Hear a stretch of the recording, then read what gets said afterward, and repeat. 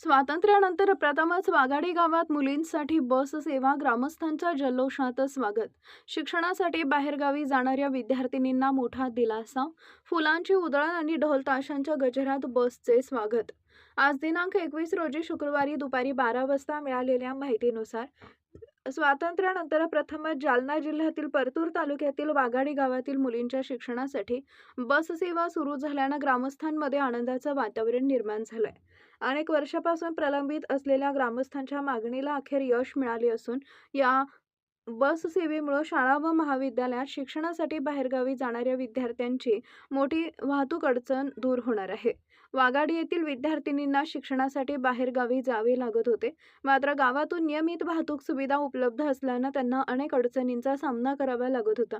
वेळेवर बस न मिळणे, प्रवासाची गैरसोय आणि विद्यार्थिनींच्या सुरक्षिततेबाबत पालकांची चिंता यामुळे शिक्षणातही अडथळे निर्माण होत होते. ग्रामस्थांनी मुलींसाठी स्वतंत्र बस सेवा सुरू करण्याची मागणी सातत्याने लावून धरली होती. अखेर या मागणीची दखल घेत गावात बस सेवा सुरू करण्यात आली. गावात बस दाखल होताच ग्रामस्थांनी मोठ्या उत्साहात तिचं स्वागत केलं. फुलांची उधळण, ढोल ताशांच्या गजर आणि जल्लोषाच्या वातावरणात बसचे स्वागत करण्यात आले. या बस सेवेमुळे वाघाडी गावातील विद्यार्थिनींना शिक्षणासाठी ये-जा करणं अधिक सोयीचं होणार असून त्यांच्या शिक्षणाला मोठी चालना मिळणार आहे. बस सेवा सुरू झाल्याबद्दल विद्यार्थिनींनी आणि पालकांनी समाधान व्यक्त केले.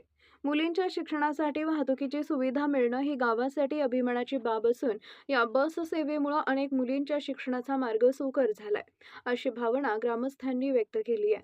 वाघाडी गावात प्रथमच सुरू झालेली ही बस मुलींच्या शिक्षणासाठी, सुरक्षित प्रवासासाठी महत्त्वाचं पाऊल ठरलं असून ग्रामस्थांसाठी हा दिवस आनंदाचा आणि ऐतिहासिक ठरलाय.